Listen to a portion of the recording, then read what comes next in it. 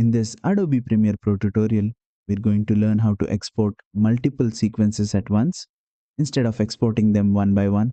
This is very useful when you have different versions of a video, multiple episodes, or separate edits that all need to be delivered. Let's begin. First, make sure all your sequences are ready inside your project panel. Now, select the first sequence. Go to the Export tab.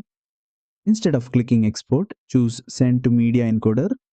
This will send your sequence directly to Adobe Media Encoder. Now go back to Premiere. Select your second sequence in the project panel. Again, go to Export and click Send to Media Encoder. Repeat the same process for all the sequences you want to export. Now switch to Adobe Media Encoder. You'll see all your sequences listed there. Here you can adjust the format, preset, and output location for each sequence if needed. Once everything looks correct, click the green Start Queue button. Media Encoder will now export all the sequences one after another automatically.